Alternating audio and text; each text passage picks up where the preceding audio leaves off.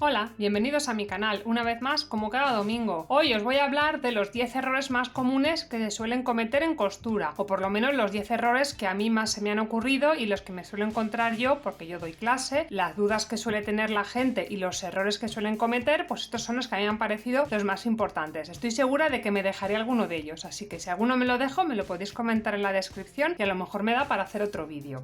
El primer error que me suelo encontrar cuando la gente empieza a coser, pero también no es un error que se comete únicamente por personas que están aprendiendo, es un error que cometen también aquellos que trabajan en modo industrial y es poner los patrones en varias direcciones. Esto es muy frecuente de encontrarlo, pero esto nos puede llevar a una serie de errores que harán que nuestra prenda no dure mucho o luego nos quede un poco fea con los lavados. El tema de poner los patrones en varias direcciones en el modo industrial se utiliza para aprovechar mejor la tela. El problema que acarrea esto es que la tela tiene una diferente tintada en función de la dirección en la que la mires, aparte de que se comporta de un modo diferente, sobre todo si la diferencia de posición es de horizontal a vertical. En el caso de vertical a vertical, es decir, que en un lado pones los pies arriba y en el otro pones los pies abajo, en las costuras se nos puede llegar a ver una diferencia lo que es en la coloración de la tela, por eso no se deben poner así. Y en el caso de los patrones que pongamos unos en horizontal y otros en vertical, resulta que los tejidos con el paso del tiempo se estabilizan, encogen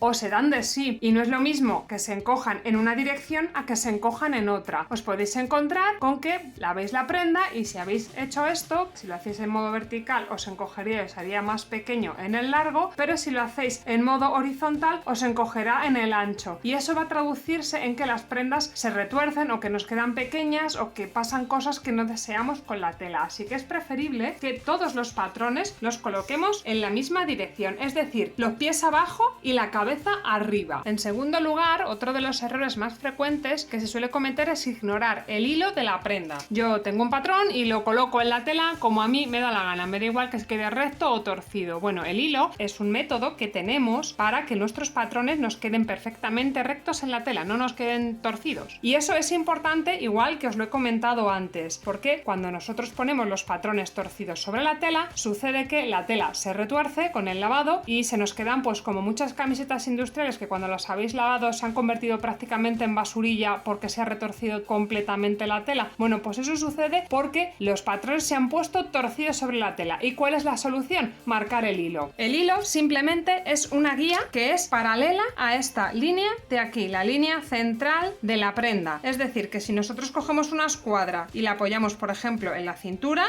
estamos trazando una línea paralela a esta y esto es el hilo. De todas maneras, si tenéis alguna duda acerca del hilo, cómo se colocan los patrones en la tela, etcétera, tengo vídeos en el canal en los que os explico esto de un modo mucho más detallado, así que os recomiendo que os lo miréis, os lo voy a dejar en la descripción para que le podáis echar un vistazo. Esta que tengo aquí es una prenda industrial y me gusta enseñarla porque está fatal hecha. Como veréis, está completamente torcido. Bueno, pues en este caso tenemos unas rayas para guiarnos y no nos hemos fijado en que las rayas pues están torcidas. Bueno, pues hay que ponerle mucha atención a estas cosas. En tercer lugar, una cosa muy importante es fijarse en el dibujo de la tela si lo tuviera, porque hay telas que tienen una dirección concreta de ponerse. Por ejemplo, si tenemos letras, muñequitos, etcétera, lo suyo es que queden pues con las letras que las podamos leer. Eso lo digo porque aunque parece muy obvio, siempre hay gente que está un poco despistada y estas cosas no las tiene en cuenta, y eso tiene que estar en una posición, no puede estar en horizontal y tampoco pueden estar boca abajo porque eso quedaría muy feo. No siempre que tengan dibujo tienen una dirección, a veces los dibujos están puestos en un modo aleatorio y no tiene una dirección en sí, pero cuando trabajéis con telas con dibujos conviene que os fijéis muy bien en la dirección de estos dibujos si la tuviera, porque luego es muy importante pues que te quede bien la prenda y no te quede pues con los dibujos yendo para donde no deben ir. Otro de los errores más comunes que se suelen cometer es no fijarse en la elasticidad de las telas. A menudo pensamos que cuando una tela es elástico estira lo mismo en todas sus direcciones y esto no es así. Hay telas que estiran, ¿veis? Estira mucho,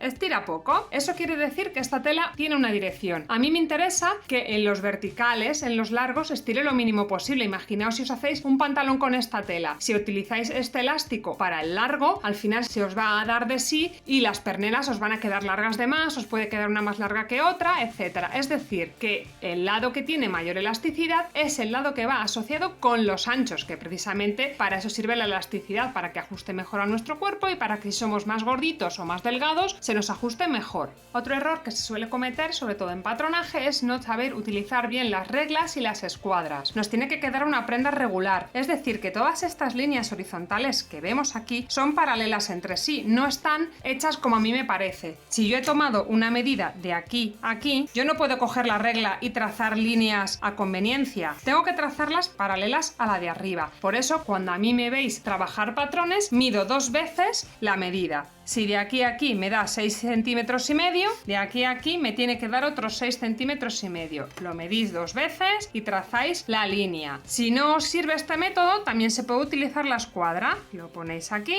Y esta línea, como esto es un ángulo recto, ya me saldría la línea en este lado también igual. Bueno, pues a esto le tenemos que prestar muchísima atención, porque si ponemos cualquiera de estos puntos torcidos se nos va a retorcer la prenda y luego nos va a quedar raro. Cuando lleguemos al bajo, pues nos va a empezar a hacer cosas raras. Por ejemplo, que nos empieza a hacer pues una cosa así. Claro, nosotros nos vamos torciendo cada vez más y al final los bajos nos quedan hechos un churro. Otro problema que nos podemos encontrar, sobre todo las primeras veces que empezamos a hacer patrones, es que a veces nos equivoquemos pues al medir y al trazar el patrón. Una vez que hayamos terminado nuestro patrón, antes de emocionarnos y ponernos a recortarlo y trabajarlo con la tela, hay que repasar las medidas. Aquellas medidas que coinciden unas con otras tienen que medirlo lo mismo. Es decir, por ejemplo, este es el hombro y esto es el hombro, que quiere decir que nos tienen que medir igual en el patrón. Si hay alguna discrepancia, pues tendremos que corregirla. ¿Qué otras costuras coinciden unas con otras? Pues por ejemplo, las de los laterales. Mediremos esta, que nos tiene que resultar igual que esta. Y aquí estáis viendo que hay una diferencia, ¿verdad? La diferencia es la de la pinza. La pinza, como luego se cierra, está correcta. Este trocito os va a quedar un poquito más grande y es la medida de la pinza. Es decir, que si vuestra pinza es de 3, la diferencia que os va a quedar tiene que ser de 3. Si vuestra pinza es de 5, la diferencia tiene que ser de 5. Y eso pasa con todas las costuras que vayan a coincidir. También ocurriría en los pantalones y, por ejemplo, también ocurriría en las mangas. En las mangas, esta costura tiene que coincidir con esta. Antes de ponernos a trabajar sobre la tela, repasamos todas esas medidas porque ahí es donde vais a descubrir si habéis cometido algún error en el patrón. Otro problema que es muy frecuente de encontrarse y que además os va a dar mogollón de problemas si esto lo cometéis es que no cuidamos los bajos de nuestras prendas. Acabo de contaros que hemos medido muy bien esto, hemos hecho que nuestras costuras coinciden y hemos conseguido corregir todos los errores. Bueno, pues si luego no prestamos atención a los bajos, nos vamos a encontrar con que nos va a costar mucho trabajo y mucho esfuerzo que los bajos nos cuadren, tendremos que hacer arreglos, necesitaremos que una persona esté con nosotros para cogernos los bajos y esto no debería ser así. Nosotros tenemos que poder ser independientes y no tener historias a la hora de coger los bajos. Eso quiere decir que hay que tener cuidado al poner los patrones sobre la tela. Si yo coloco este y digo, bueno, pues lo marco por aquí y aquí dejo pues toda la tela que me queda y luego coge este y también dejo toda la tela que me queda, hemos cogido tela desigual en cada uno de los lados. Esto nos va a poner más que dificultades. Es mucho más fácil medir, pues oye, que le voy a dejar